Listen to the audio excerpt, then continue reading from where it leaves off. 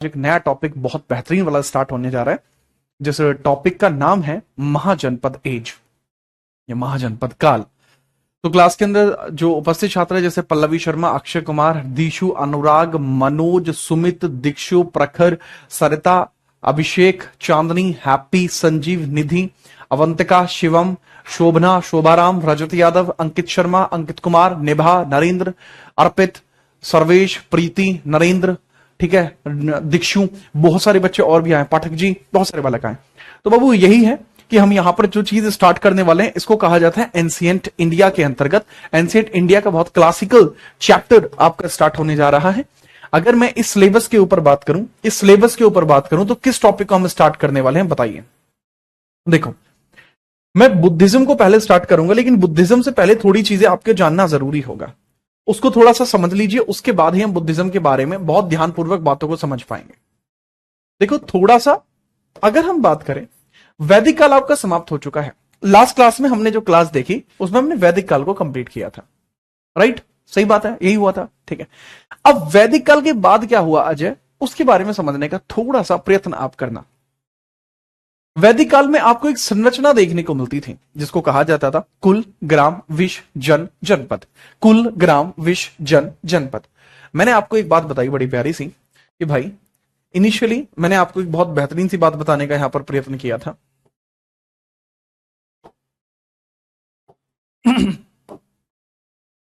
मैंने आपको बहुत ध्यानपूर्वक एक बात बताई कि वैदिक काल का पतन हो गया, वैदिक काल धीरे धीरे समाप्त हो गई।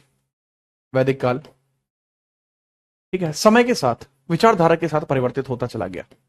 समय व विचारधारा के साथ, विचारधारा के साथ परिवर्तित होता चला गया, परिवर्तित होता गया।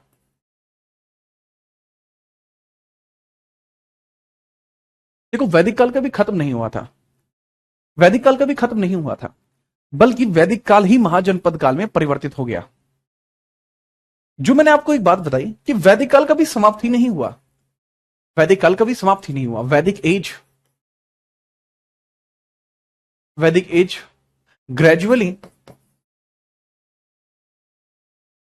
gradually changed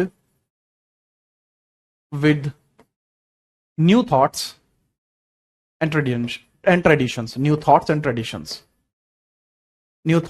traditions, जैसे मैंने आपको बताया कि वैदिक एज धीरे धीरे समय के साथ ग्रेजुअली परिवर्तित हो गई। जो वैदिक एज है वो धीरे धीरे समय के साथ परिवर्तित हो गई, राइट? जी हां। अब यहां मैंने आपको ग्रेजुअली एक टर्म बताया, इसका मतलब है धीरे धीरे परिवर्तन होना, ठीक है। अब यहां पर बात को समझना कि जिस प्रकार से हमें बात बताने की आपको कोशिश कर रहा हूं, जिस हिसाब से मैं आपको धीरे धीरे इसमें बात बताने की कोशिश कर रहा हूं, उस हिसाब से आपको एक बात तो कम से कम समझ लेनी होगी कि भाई जैसे कि वैदिक काल में आपको देखने को मिलता था, एक समाज की सबसे छोटी इकाई क्या थी? सवाल मैंने आपसे पूछा, एक समाज की सबसे छोटी इकाई क्या थी? कुल। कुल आपको देखने को मिल जाएगा, कुल सबसे छोटा था, कुल के बाद ग्राम होता था। किस कुल से बिलोंग करते हो? आपका गांव कौन सा है? आपका ग्राम कौन सा है? गांव कौन सा है? किस ब्लॉक से बिलोंग करते हो? आपका जन क्या है या आपका जनपद क्या है? और जनपद ही धीरे धीरे विस्तृत होकर महाजनपद बन गए, महाजनपद बन गए। तो this is called rise of Mahajanapada. इसी को राइज ऑफ महाजनपद कहा जाता है, महाजनपदों का उदय। दरअसल यह कुल, ग्राम, विश, जन, जनपद एंड यहां आता है महाजनपद। महाजनपद यह इस प्रकार से आपको देखने को मिलता है। तो यह बाबू मैंने जैसा बताया कुल आपको देखने को मिल जाएगा, यह सबसे छोटी इकाई है और ये सबसे अधिक विस्तृत इकाई है। तो आज हम इसी को स्टार्ट कर रहे हैं, महाजनपद काल को। महाजनपद काल को ही हम प्रारंभ कर रहे हैं। तो अगर हम इसके बारे में बात करेंगे, महाजनपद काल का जो समय है, महाजनपद काल अपने चरमोत्कर्ष पर चले और लगभग 200 साल तक यह अपने चरमोत्कर्ष पर रहे थे। 600 बीसीई से लेकर 400 बीसीई के मध्य का वो समय था जहां महाजनपद काल अपने चरमोत्कर्ष पर रहे। यहां अलग अलग राजा आए, उन्होंने अपना शासन किया, उन्होंने इस क्षेत्र को परिवर्तित किया। अब एक बच्चा पूछ रहा है, सर महाजनपद काल का मतलब क्या होता है? कोई भी एक ऐसा जनपद जो बाकी जनपदों के मुकाबले थोड़ा बड़ा हो और जिस एक ही जनपद में बहुत सारे जनपद आते हो, वो महाजनपद कहलाएगा। ठीक है, चलिए। इसके बारे में आप समझना, महाजनपद के बारे में बहुत ध्यानपूर्वक समझने की कोशिश करना। मैंने बताया कि यह इसका चरमोत्कर्ष, चरमोत्कर्ष, ठीक है, एमर्जिंग पीरियड, एमिनियंट पीरियड, चरमोत्कर्ष बोलते हैं एमिनियंट पीरियड को। तो इसका जो चरमोत्कर्ष था वह 600 बीसीई से लेकर 400 बीसीई के मध्य रहा था। 400 बीसीई के मध्य रहा था। 600 बीसीई से लेकर 400 बीसीई के मध्य इसका जो कार्यकाल है वो पूरा रहा। 600 से लेकर 400 बीसीई के मध्य तक। ठीक है, ईसा पूर्व बोलते हैं इसको, ईसा पूर्व। ईसा पूर्व का यह समय था जो आपको यहां देखने को मिल जाएगा। मेरे ख्याल से आप इस बात को समझ पाए होंगे, एक अच्छे तरीके से समझ पाए होंगे। ठीक है, बहुत बेहतरीन बात है इसमें, बढ़िया। अब यहां पर हम देखते हैं कि महाजनपद कालों की संख्या कितनी है।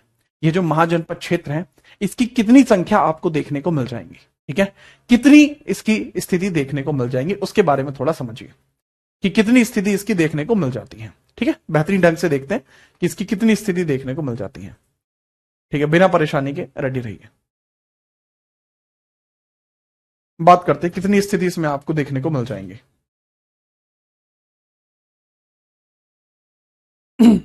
कितने महाजनपद थे, कितने नहीं थे। महाजनपदों की संख्या की बात करते हैं। हमें मेजरली पढ़ाया जाता है कि इनकी जो संख्या है वो 16 है। हम बुद्धों के अंगोत्तर निकाय के कारण इस प्रकार की बात कह पाते हैं। बुद्ध का एक निकाय होता है जिसको अंगोत्तर निकाय कहा जाता है। बुद्ध ग्रंथ के अनुसार, बुद्ध ग्रंथ के अनुसार 16 महाजनपदों की सूची है, अंगोत्तर निकाय। बौद्ध ग्रंथों की मान्यताओं के अनुसार, बौद्ध ग्रंथ की मान्यताओं के अनुसार, मान्यताओं के अनुसार अनुसार 16 महाजनपद थे। कितने जनपद थे बाबू? 16 महाजनपद थे। 16 महाजनपद थे। तो टोटल महाजनपद कितने देखने को मिलते हैं? 16 महाजनपद थे। याद रखना, कितने थे? 16 महाजनपद आपको देखने को मिल जाएंगे। ठीक है, ध्यानपूर्वक लिखिए इस चीज को। कितने महाजनपद देखने को मिलते हैं? 16 महाजनपद देखने को मिलते हैं।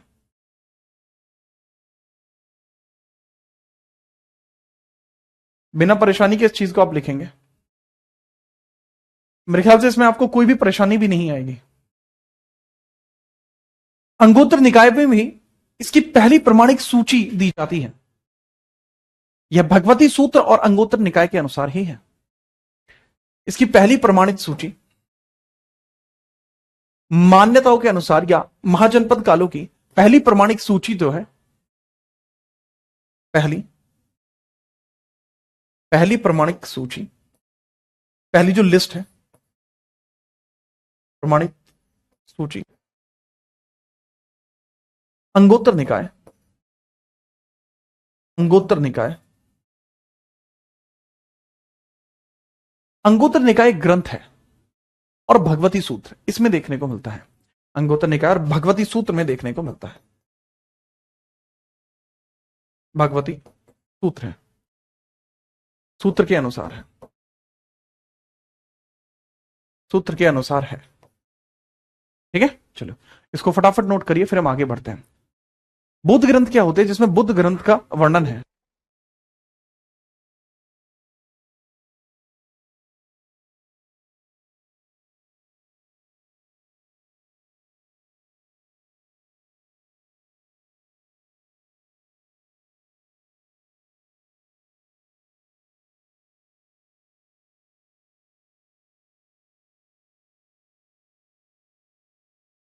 क्या आप इस बात को नोट कर पाए?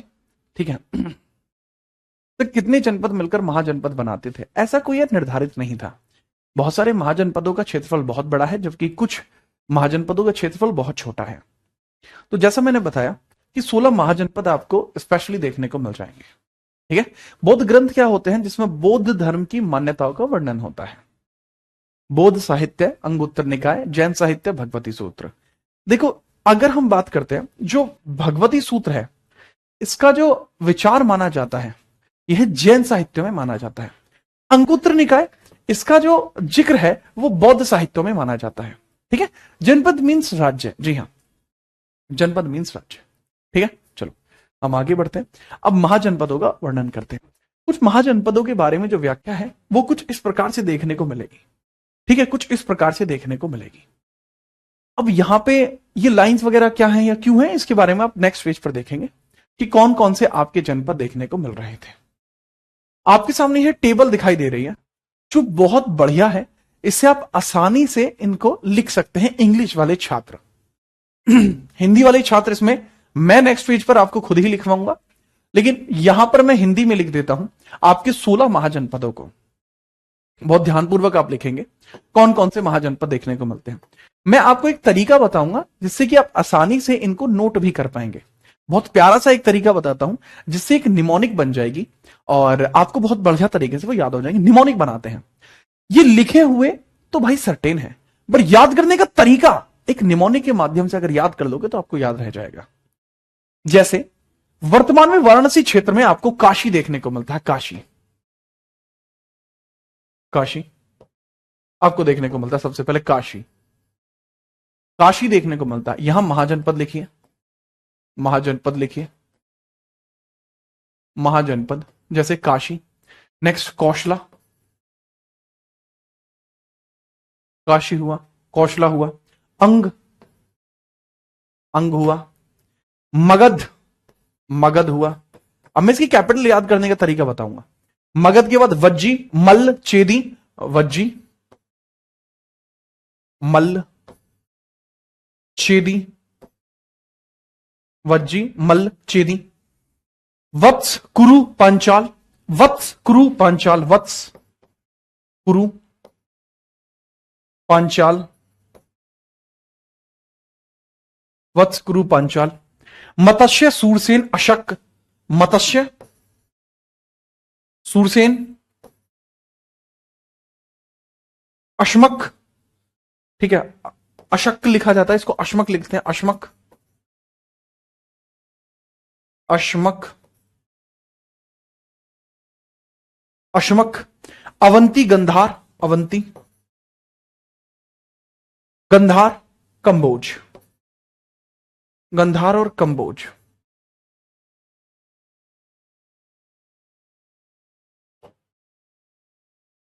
अवंती, गंधार और कंबोज आपको देखने को मिलता है।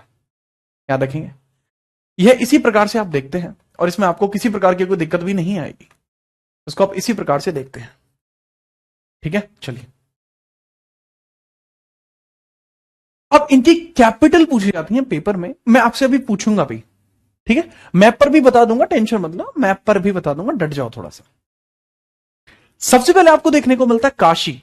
अब इनकी राजधानी पेपर में बहुत पूछी जाती है, कृपया करके थोड़ा ध्यान से समझना, राजधानी ज्यादा जरूरी है। राजधानी ज्यादा जरूरी है, राजधानी ज्यादा जरूरी है। मैं दोबारा बता रहा हूं, बार बार राजधानियां वगैरह पूछी जा रही हैं तो ये ज्यादा जरूरी है। बहुत बार पूछा जाता है काशी की राजधानी क्या, आप याद रखेंगे वाराणसी। इसमें याद रखने की कोई दिक्कत ही नहीं है। आप सभी जानते हैं काशी और वाराणसी आपस में संबंधित है, तो इनके बारे में ये चीजें आपको देखने को मिल जाएंगी। ठीक है, अब देखो कौशल। अब यहां से शुरू होती है निमोनिक। निमोनिक का मतलब होता है कोई भी ऐसा शब्द आपको देना जिसके माध्यम से आप किसी सर्टेन चीज को याद कर पाए, वो निमोनिक होती है। जैसे निमोनिक इसका कैसे बनेगा, देखो आपने सुना होगा कि इंडिया में टैलेंट कूट कूट कर भरा है।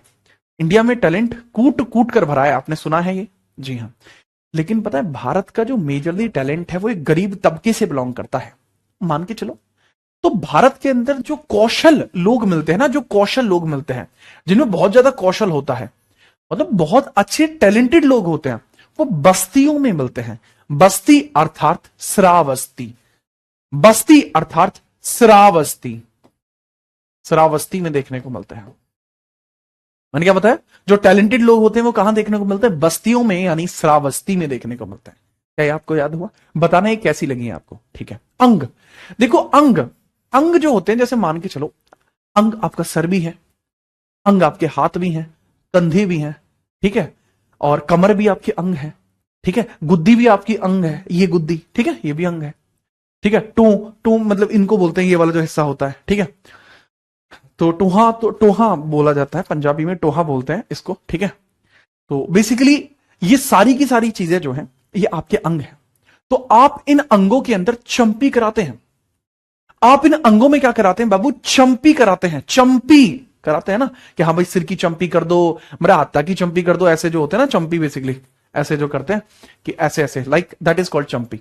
तो अंग का हो जाएगा, अंग में चंपी कराई जाती है, अंग में चंपी हो जाएगी। मगध, मगध बहुत फेमस है, मगध में आपको देखने को मिल जाएगा, मगध इतना फेमस है कि सारे राजा यहीं पे रहे हैं। तो राजगृह, ग्रीबरज, राजगीर, ये तीनों इसी के नाम है। तो राजगृह आपके इसी के नाम है, राजगृह, ग्रीबरज, राजगीर। तो राजगृह या राजगीर इसी का नाम है। याद रखने का तरीका वही है कि इसमें राज आ रहा है, राज आ रहा है, बड़े राज की बात है।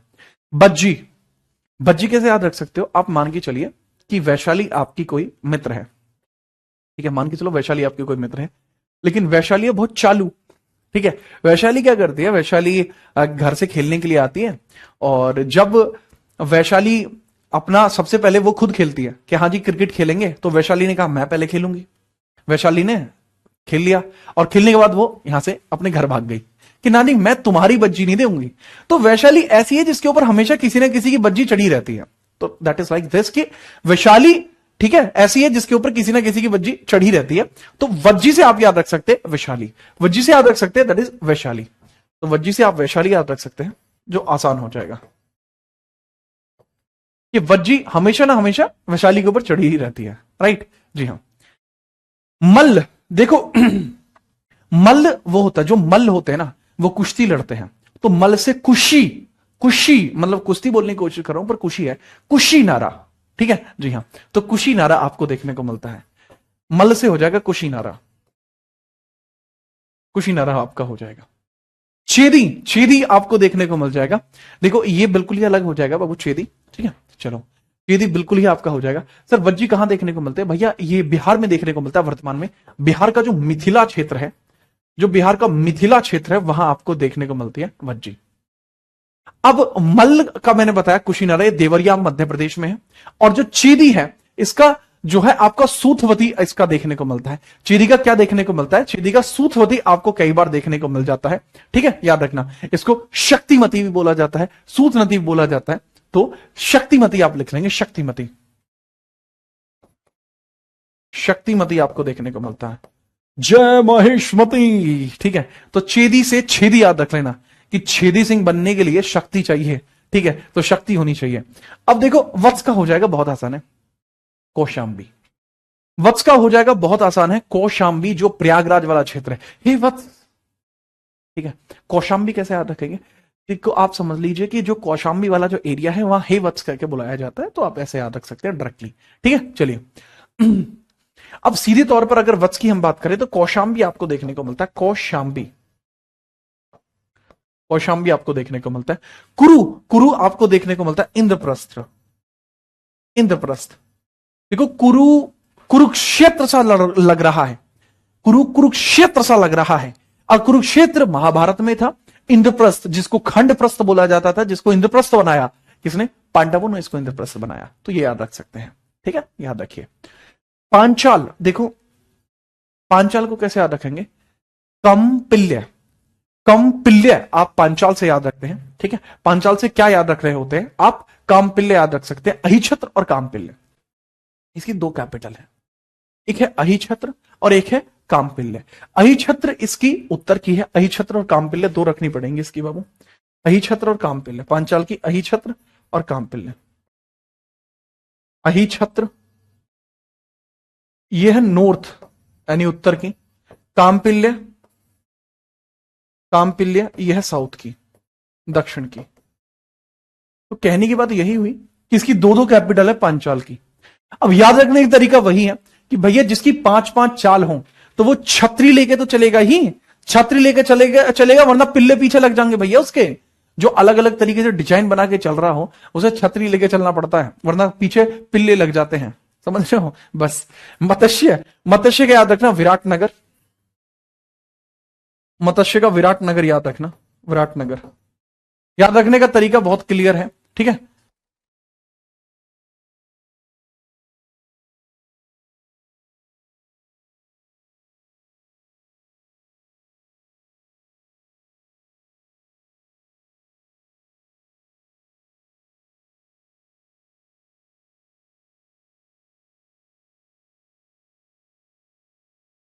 चांदनी ओझा कह रही है सर मैं कौशाम्बी की निवासी हूं, आपकी तो बात ही अलग है। अब याद रखना मत्स्य की विराटनगर हो जाएगी भाई, विराटनगर हो जाएगी। याद रखने का तरीका है कि मछली जो होती है बहुत विराट रूप ले सकती हैं, जैसे ब्लू व्हेल है तो विराट रूप ले सकती हैं, ठीक है। विराटनगरी, इसको बैराट भी बोला जाता है, बैराट। इसको कई बार विराटनगर को बैराट बोला जाता है, बैराट भी बोला जाता है, वैराट। इसके बाद सूरसेन हो जाएगी, सूरसेन की मथुरा हो जाएगी। एक मिनट भाई, एक मिनट।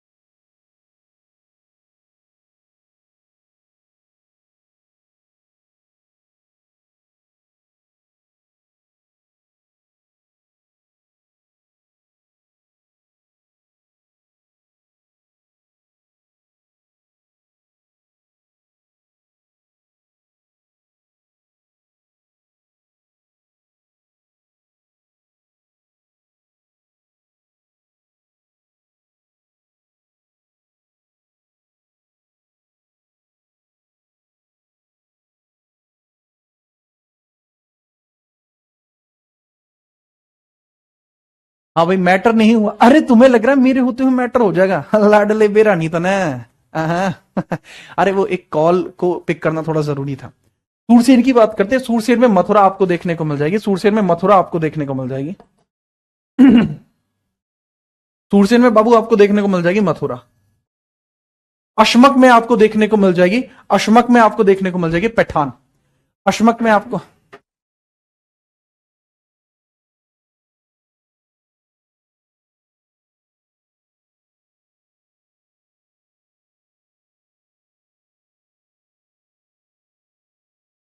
ठीक है चलो अशमन के बारे में बात करो। इसको अशमक की राजधानी होती है पैठन, इसको बोला जाता है कई जगह, पोतन बोला जाता है, पोदिन्य बोला जाता है, पोथन, पोदिन्य, पैठक, इसको कई नाम दिए जाते हैं। अशमक की कैपिटल है पैठन, पोदिन्य, अलग अलग नाम दिए जाते हैं। पैठक या पोदिन्य अलग अलग नाम दिए जाते हैं। अवंती की कैपिटल क्या हो जाएगी? अवंती। अवंती की कैपिटल हो जाती है उज्जैनी।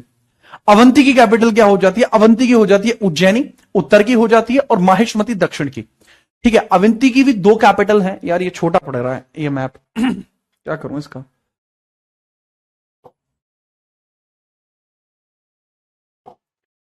यार अवंती की दो कैपिटल हैं, इसके बारे में भी याद रख लेना। पैटर्न मैंने बता तो दिया। अवंती की भी दो कैपिटल है, नॉर्थ की अलग है और साउथ की अलग है। नॉर्थ की अलग है और साउथ की अलग है कैपिटल। जैसे अवंती की जो पहली कैपिटल आपको देखने को मिलता है दैट इज उज्जैनी।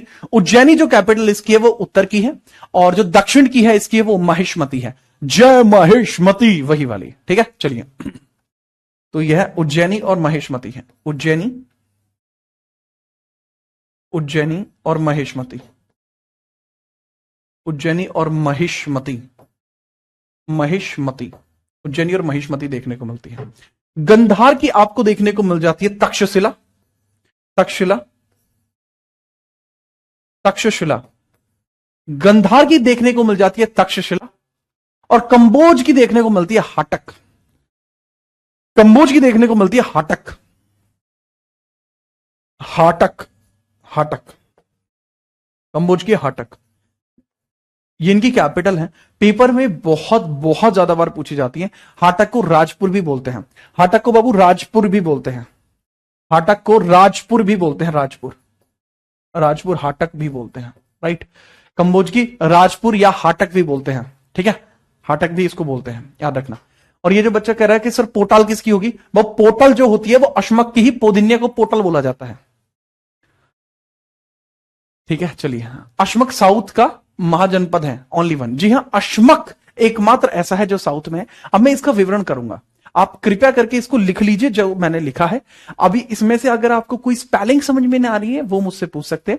इसमें दो ऐसी हैं जिनकी दो अलग अलग कैपिटल हैं। पहला पांचाल आपको देखने को मिलता है, पांचाल, पांचाल, पांचाल, पांचाल की दो कैपिटल आपको देखने को मिलती है। कामपिल्ले देखने को मिलती है पांचाल की, पहली तो कामपिल्ले साउथ की होती है। इसकी अहिछत्र भी देखने को मिलती है जो नॉर्थ की होती है, अहिछत्र भी देखने को मिलती है, अहिछत्र जो नॉर्थ की आपको देखने को मिलती है, क्योंकि इसकी दो कैपिटल है। एन का मतलब है उत्तर, एस का मतलब है साउथ। सेम ऐसे ही आपको अवंती देखने को मिलती है। अवंती के अंदर उज्जैनी हो जाती है नॉर्थ की, ठीक है, जो मध्य प्रदेश में आपको देखने को मिलती है। महिष्मती देखने को मिलती है, वो भी मध्य प्रदेश में, महिष्मती, महिष्मती भी आपको देखने को मिलती है। तो काइंडली इसको नोट कर लीजिए, कोई समस्या है तो बता दीजिए। सर विराटनगर के पीछे क्या लिखा हुआ है? विराटनगर के पीछे भैया वैराट लिखा हुआ है, वैराट, VAIRATH, वैराट लिखा हुआ है, वैराट। कृपया करके इसको नोट कर लीजिए, वैराटनगर, काइंडली।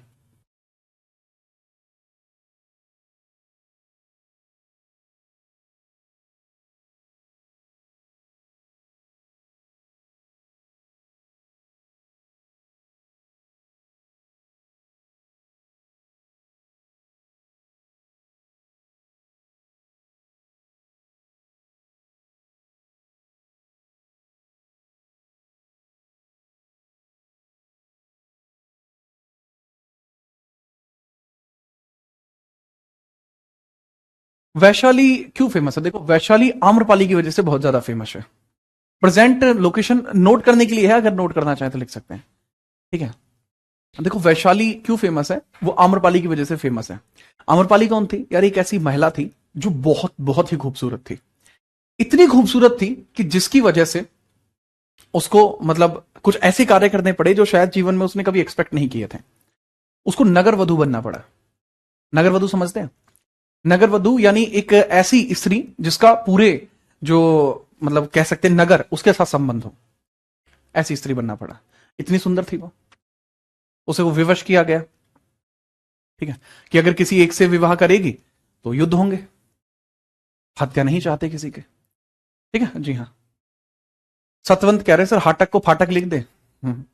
सतवंत आपको क्या लिखो फिर, मैं मुझे ये समझ में नहीं आ रहा, ठीक है। चलिए, तो ये थोड़ा चीज आपको देखने को मिल जाते हैं, ठीक है। सर कंबोज की कैपिटल क्या? हाटक, हाटक है, हाटक को ही राजपुर भी कहा जाता है, हाटक को ही राजपुर भी कहा जाता है, याद रखना।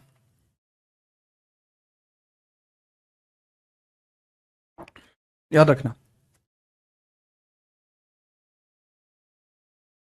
चलो अब इनके बारे में थोड़े थोड़े फैक्ट लिखना शुरू करते हैं, शायद आपको वो बढ़िया रहे, ठीक है। चलो, अश्मक की प्रतिष्ठान है या पैठान है? तुषार का बहुत अच्छा है बाबू, अश्मक को ही, ठीक है, प्रतिष्ठान, पैठान, पोदिन्य कई नाम दिए जाते हैं। अश्मक की कैपिटल को कई नाम दिए जाते हैं, जैसे पैठान, पोदिन्य, प्रतिष्ठान भी नाम दिया जाता है, याद रखना। क्या? प्रतिष्ठान भी नाम दिए जाते हैं। ये अश्मक के बारे में ही लिख लेना, प्रतिष्ठान, प्रतिष्ठान, इसकी कैपिटल के ही नाम है बाबू, वो सब इसकी कैपिटल के ही नाम है, प्रतिष्ठान भी बोलते हैं इसको, प्रतिष्ठान। ये सब इसी की कैपिटल के नाम है, वो नाम अलग अलग जो राइटर्स हैं अलग अलग लिख रहे हैं, इस वजह से मुझे बताना पड़ता है। ठीक है, चलिए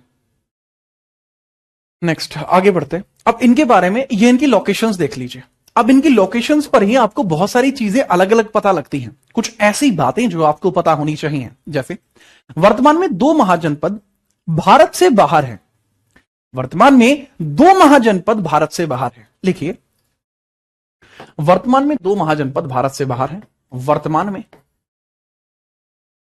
वर्तमान में 2 महाजनपद भारत से बाहर है। 2 महाजनपद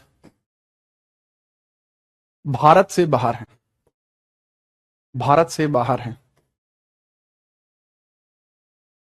बाहर हैं। अच्छा, 2 ऐसे महाजनपद हैं जो भारत से बाहर है। कौन कौन से हैं सर जी? 2 ऐसे महाजनपद जो भारत से बाहर है, that is Kamboja and Gandhara. Kamboja और गांधार आपको भारत से बाहर देखने को मिलते हैं। आप इनका नाम भी लिख लेना, क्योंकि ये अफगान के क्षेत्र में आपको देखने को मिलते हैं, कंबोज और गंधार। क्या क्या नाम है बाबू इनके? कंबोज और गंधार। लिखिए, क्या नाम है इनके सर? कंबोज और गंधार। कंबोज की कैपिटल आपको क्या देखने को मिलती है बताइए? कंबोज की जो कैपिटल है वो आपको क्या देखने को मिलती है बताइए? कंबोज की कैपिटल। और गंधार, फटाफट बताओ। गंधार। कंबोज की कैपिटल क्या है? गंधार की कैपिटल क्या है? दक्षिण भारत में सिर्फ एक है, दैट इज अशमक। अशमक एकमात्र है जो दक्षिण भारत में है। दक्षिण भारत में एकमात्र एक है। दक्षिण भारत में एकमात्र एक है। एकमात्र एक है जिसको बोला जाता है अशमक। उसका क्या बोलते हैं? अशमक बोला जाता है। अशमक बोला जाता है। दक्षिण भारत में सिर्फ एक है जिसको अशमक बोलते हैं। जी हाँ, इसको हाटक बोला जाता है। देखो, अगर मैं बात करूं गंधार की कैपिटल, जो गांधारी याद है आपको? महाभारत की गांधारी, वो गांधार की थी। ठीक है, गांधार की थी। तो गांधार की थी, इसकी कैपिटल है तक्षशिला। एंड जो कंबोज है, जो कंबोज आपको देखने को मिलता है, इसकी कैपिटल है हाटक। इसको राजपुर भी कहा जाता है। हाटक को राजपुर भी कहा जाता है। जैसा मैंने बताया था कि हाटक को ही राजपुर भी कहा जाता है, कंबोज को ही। ठीक है, बहुत बेहतरीन तरीके से इसका आपको याद रखना होगा। ठीक है जी हाँ, ये जो हाटक था जिसको राजपुर कहा राजापुर कहते थे, घोड़ों के लिए फेमस था। घोड़े आते थे, यहीं से आते थे। राजापुर जो था बाबू, ये घोड़ों के लिए फेमस था। Famous for horses. हॉर्सेस के लिए फेमस था। हॉर्सेस। बहुत बढ़िया क्वालिटी के घोड़े आपको यहां से देखने को मिलते हैं। ठीक है, याद रखना। नेक्स्ट मैंने बताया जैसे अशमक आपको देखने को मिलता है, जो एकमात्र दक्षिण भारत में था। इसके अलावा सर्वाधिक उत्तर प्रदेश में है। सर्वाधिक महाजनपद उत्तर प्रदेश में है। सर्वाधिक महाजनपद उत्तर प्रदेश में है। महाजनपद उत्तर प्रदेश में है। उत्तर प्रदेश में है, यूपी में है। यूपी में है। सर्वाधिक जो है वो उत्तर प्रदेश के अंदर आपको देखने को मिलते हैं। कितने देखने को मिलते हैं उत्तर प्रदेश के अंदर? सर, उत्तर प्रदेश में आपको देखने को मिलते हैं 8 महाजनपद। उत्तर प्रदेश में 8 महाजनपद उत्तर प्रदेश में आपको देखने को मिलते हैं। 8 महाजनपद उत्तर प्रदेश में देखने को मिलते हैं। यूपी में, उत्तर प्रदेश में 8 वर्तमान में देखने को मिलते हैं। 8 वर्तमान में। मैक्सिमम महाजनपद उत्तर प्रदेश में, जैसे मैंने बताया, यहां पर है। ठीक है, that is perfect. UP is best. जी हाँ, बिल्कुल ठीक है। चलिए, तो बहुत बेहतरीन ढंग से इसके बारे में याद रखना। सबसे मजबूत इसके अंदर कौन सा है? ठीक है, सबसे पूर्वी पूछ लेते हैं कई बार कि सबसे पूर्वी कौन सा है या सबसे पश्चिमी कौन सा है। ठीक है, यह पूछ लिया जाता है। सबसे पूर्वी अंग है। अंग। सबसे पूर्वी कौन सा है? अंग है। सबसे पूर्वी पूछ लेते हैं। दक्षिणी पूछोगे तो ऑब्वियसली बात है अशमक होगा। देखो यार, दक्षिणी पूछोगे तो अशमक होगा। सबसे नॉर्दर्न पूछोगे तो कंबोज होगा। वेस्टर्न पूछोगे तो भी कंबोज होगा, क्योंकि कंबोज की जो पोजीशन है वो सबसे ज्यादा पश्चिम में भी है और सबसे ज्यादा उत्तर में भी है। नाम ही उसका कंबोज है, लेकिन जलवा पूरा है। ठीक है, आपको देखने को मिलते हैं। ठीक है जी हाँ, सबसे पूर्वी इसमें आपको देखने को मिलता है अंग। सबसे पूर्वी अंग आपको देखने को मिलता है। अंग महाजनपद है, सबसे पूर्वी है अंग महाजनपद। महाजनपद आपको देखने को मिलता है। अंग महाजनपद सबसे पूर्वी है, इसको भी याद रख लेना। ईस्टर्न, मेजर ईस्टर्न आपको देखने को मिलता है, दैट इज महाजनपद, दैट इज अंग महाजनपद। ठीक है, मेरे ख्याल से कोई दिक्कत नहीं होगी। मगध सबसे मजबूत है, सबसे शक्तिशाली मगध बना। कल की क्लास में या आज मतलब जब मैं स्टार्ट करूंगा मगध को, तब मैं बताऊंगा कि मगध ही क्यों बना, क्योंकि इसके बाद तो मैं बुद्धिज्म स्टार्ट करूंगा। ठीक है, तो अब जैसे मैंने बताया सबसे शक्तिशाली कौन सा है, मगध। क्यों है वो आगे आपको पता लगेगा। सबसे शक्तिशाली, सबसे शक्तिशाली कौन सा है, दैट इज मगध। मगध है सबसे शक्तिशाली। मगध हो चुका आगाज मगध को बेहतर बनाने का। ठीक है, चलो सर, अश्मक जो है आपको वर्तमान में कहां देखने को मिलता है बाबू, जो तेलंगाना, कर्नाटक, आंध्र प्रदेश का क्षेत्र है वहां देखने को मिलता है, दक्षिण भारत में। ये रहा अश्मक, ये अश्मक है। ठीक है, चलो पूछा जाता है अयोध्या कहां पड़ता है, ये कौशल में पड़ता है। जो कौशल है, कौशल, श्रावस्ती, वहीं अयोध्या भी पड़ता है। अंग की कैपिटल क्या है, चंपा। या चंपा के लिए अंग, अंग में देखने को मिलता है, राइट। तो बिना परेशानी के आप इसको याद रखेंगे। अब मैं आपसे कुछ क्वेश्चन पूछता हूं, कृपया करके आप सबके आंसर देना। मैं आपसे दो दो तीन तीन बातें पूछूंगा, इसी से रिलेटेड है। शायद वह आपके दिमाग को और अधिक विकसित करेगी और आपके सवालों को एग्जाम में लाने के चांसेस बढ़ा देगी। अभी टाइम हो रहा है, मैं आपकी 7 मिनट लूंगा। 7 मिनट में मैं कम से कम आपसे 7 क्वेश्चन पूछूंगा और 7 से अधिक ही पूछूंगा, और मैं चाहूंगा कि आप उन सबका आंसर करें। ठीक है जी हाँ। सर्वाधिक नॉर्थ में कंबोज था भैया। ठीक है, चलिए नेक्स्ट हम आगे बढ़ते हैं। नेक्स्ट हम आगे बढ़ते हैं, हेडिंग डालिए। एक बच्चा कह रहे सर यूपी में कौन कौन से, उनका मतलब बता दीजिए। बाबू सुनो, ये जो आपको यहां मैंने लिस्ट दी है, इसमें आराम से आप देख सकते हो। यह आपको यूपी में, यह आपको यूपी में देखने को मिलता है। ठीक है, यह आपको यूपी में देखने को मिलता है, यह आपको यूपी में देखने को मिलता है, यह आपको यूपी में, यह आपको यूपी में देखने को मिलता है, यह आपको यूपी में देखने को मिलता है। तो बहुत आसानी से आप इसके अंतर्गत याद रख सकते हैं, ये बहुत आसानी से इसके अंतर्गत आप याद रख सकते हैं। और अशक भी आपको यहां देखने को मिलता है, गोदावरी के बैंक पर। ठीक है, जो बैंक ऑफ गोदावरी पे पैठान जो है, प्रतिष्ठान जो है, यह भी तो आपको यहीं देखने को मिलता है, जो अश्मक कहा जाता है जिसको। तो ये 8 हैं वाराणसी के अंदर। आपका कोशी, कौशला, मल्ल, ठीक है, वत्स, कुरु, पांचाल, सूरसेन, अशक, ठीक है, अश्मक, ये आपको सब देखने को मिलते हैं यूपी में। ये राइट, ठीक है, बेहतरीन। ये बातें होनी चाहिए। मेरे ख्याल से आप इन सबको समझ पाए होंगे और बहुत बेहतरीन तरीके से आपने इस सबको समझा होगा, राइट जी हाँ। ठीक है, मगध किन से था भैया, पुनपुन नदी से घिरा हुआ था मगध, इसीलिए वो एक अच्छा जल दुर्ग था। लेकिन बाबू वो बात तब आती है जब मैं मगध पढ़ा रहा हूं, है ना, तो थोड़ा सा डट जाओ। ठीक है, जो बात आपको पता है वो आप अपने पास पता रखो, अब वो जानो जो आपको नहीं पता है ना। हाँ चलो आगे हेडिंग बढ़ाते हैं और आगे समझते हैं। मैं आपसे कुछ क्वेश्चन पूछ रहा हूं, उन क्वेश्चंस का आंसर करिए। पहला क्वेश्चन आपको देखने को मिलता है कि आप मुझे बताएंगे कि यहां पर श्रावस्ती किसकी राजधानी है, या श्रावस्ती की राजधानी क्या है। श्रावस्ती का संबंध किससे है, श्रावस्ती का संबंध किससे है, संबंध किससे है। श्रावस्ती के बारे में आप मुझे बताएंगे कि श्रावस्ती का संबंध किससे है, क्योंकि श्रावस्ती खुद एक राजधानी है। राजधानी है, श्रावस्ती खुद एक राजधानी है, या जो भी है आप बताइए, क्या है एक राजधानी है, फटाफट बताइए। दूसरा आप मुझे बताएंगे वज्जी की राजधानी क्या है। वज्जी की राजधानी क्या है, वज्जी खुद एक राज्य है।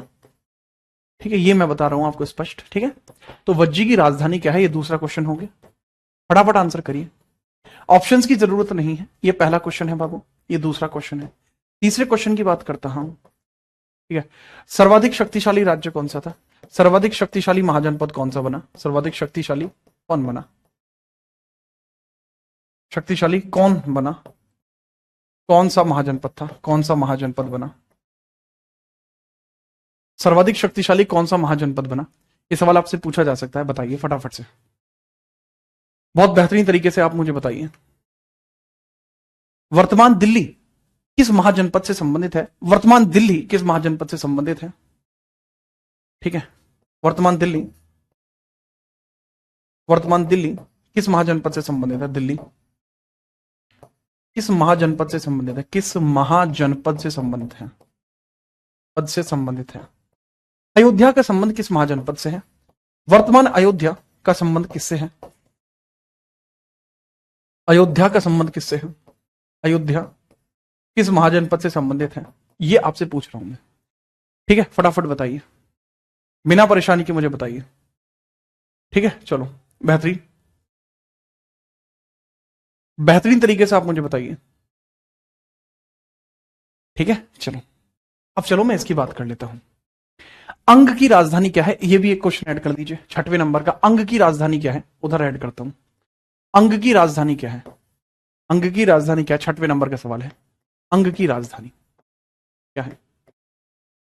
राजधानी क्या है? आप कह रहे हो ना, जो सोच रहे हो कि याद नहीं होता, आपको ये सारे याद हो जाएंगे। ठीक है, इसकी आप राजधानी बताएंगे। ये 6वें नंबर का और 7वें नंबर का है। मत्स्य की राजधानी क्या है? राजधानी क्या है? मत्स्य की राजधानी क्या है बताइए। मत्स्य की राजधानी क्या है? मत्स्य की राजधानी क्या है? तो जो आपने अभी पढ़ा है वो आपको सारे याद हो जाएंगे बाबू। ठीक है, चलो। जैसे श्रावस्ती में आपको मैं बताऊं कि श्रावस्ती का संबंध किससे है। मैंने आपको बताया था कि बस्ती के अंदर रहते हैं बहुत कुशल लोग, तो कौशल हो जाएगा। यह बात मैंने आपको अभी जस्ट बताई थी कि बस्ती के अंदर बहुत कुशल लोग रहते हैं, तो वो एकदम बेहतर हो जाएगा, क्योंकि कौशला खुद एक राज्य है, तो श्रावस्ती खुद एक राजधानी होगा। तो श्रावस्ती क्या है बाबू? श्रावस्ती खुद एक राजधानी होगा, जो कि मैंने बताया था। क्या यह है या नहीं, मैंने पूछा भी था। इसका आंसर है जी हां, यह एक राजधानी है। और इसका जो राज्य है, श्रावस्ती का जो राज्य है, वो कौशला राज्य है। कौशला, कौशला राज्य है। समझ पाए? ऐसे सवाल पेपर में आते हैं। वज्जी की राजधानी क्या है? वैशाली। वज्जी की राजधानी वैशाली है। वैशाली देखने को मिल जाएगा। और वैशाली का वही है जो आम्रपाली से संबंधित है। यहां पर नगर वधु आम्रपाली रहती थी। आम्रपाली रहती थी।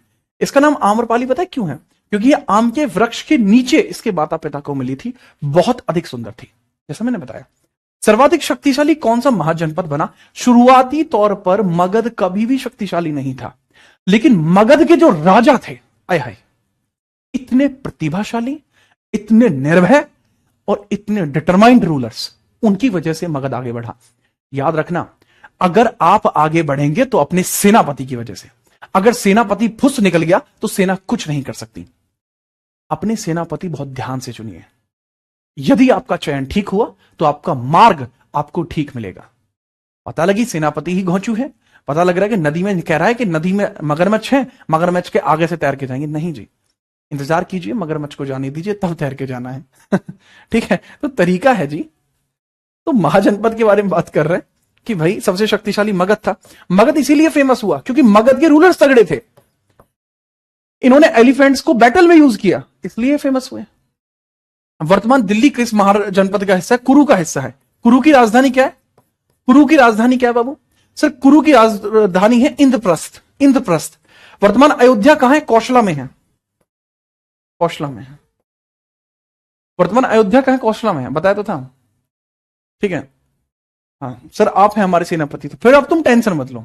अगर आपने मुझे बता दिया है तो अब तुम टेंशन मत लो, अब आपके मार्ग में कोई बाधा ही नहीं आएगी। अच्छा, अंक की राजधानी है चंपा। मत्स्य की राजधानी है विराटनगर। क्या आप इस बात को समझ पाए? काफी सारे बच्चों ने आंसर दिया था और एकदम बेहतरीन आंसर आपने दिए। मैं तो खुशी हो गया आपसे, मतलब ये समझ लो मैं अभी भंडारा ही करवाने जा रहा था, जिस हिसाब से आपने आंसर दिए मुझे बहुत अच्छा लगा, बहुत बेहतरीन। तो इस प्रकार के क्वेश्चंस आपके एग्जामिनेशंस में आते हैं। अब हेडिंग डाल लीजिए बुद्धिज्म। अब देखो, यहां पे मैं बुद्धिज्म को पढ़ाना क्यों स्टार्ट कर रहा हूं? दरअसल अगर मैंने एक बार यहां पर अच्छा, इसमें एक सवाल और देखना, एक बेहतरीन सवाल है। अगर मतलब मैं बताऊं, अगर मैंने यहां पर अगर मैंने किंगडम्स स्टार्ट कर दिए तो फिर मुझे पूरे मोनार्की बतानी पड़ेगी, और उसके बाद बुद्धिज्म और जैनिज्म को जगह बहुत देर में जाके मिलेगी। इसलिए बुद्धिज्म और जैनिज्म को एक एक क्लास लेके खत्म कर दूंगा। अगली क्लास में कल बुद्ध खत्म हो जाएगा, परसों आपका जैनिज्म खत्म हो जाएगा, उसके बाद हम सीधा डायनेस्टीज की तरफ चलेंगे। फिर देखेंगे राजाओं के कत्ल हो रहे हैं, कोई किसी की हत्या कर रहा है, कोई किसी का लेकर भाग जा रहा है, ठीक है, कोई किसी ने किसी पर कब्जा कर लिया, तो मजा ही अलग आता है उसमें। तो ठीक है, तो आप मुझे बताइए सबसे प्राचीन लोकतंत्र किस महाजनपद में था? किस महाजनपद से लोकतंत्र के साक्ष्य मिलते हैं? किस महाजनपद में गणतंत्र था? किस महाजनपद में लोकतंत्र यानी कि राजतंत्र था? किस महाजनपद में, ठीक है, क्या था भला? गणतंत्र था, गणतंत्र, गणतंत्र था। ठीक है, which Mahajanapada was which Mahajanapada was monarch? Which Mahajanapada was republic? Janapada was republic, public.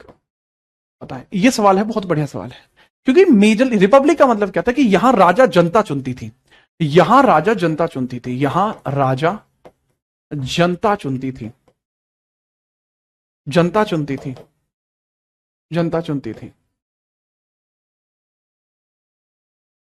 इसी की वजह से, इसी की वजह से आम्रपाली के साथ जो घटना हुई वो इसी वजह से हुई थी।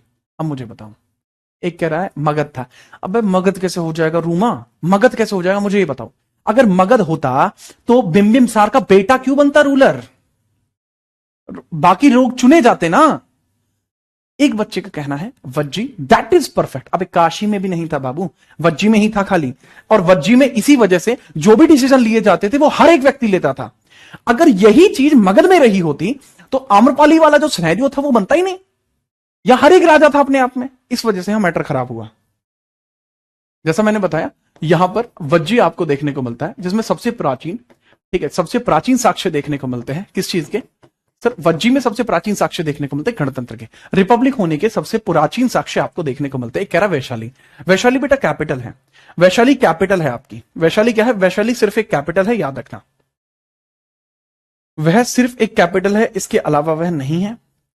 मेरे ख्याल से आपको इसमें कोई दिक्कत नहीं होनी चाहिए, ठीक है जी हाँ।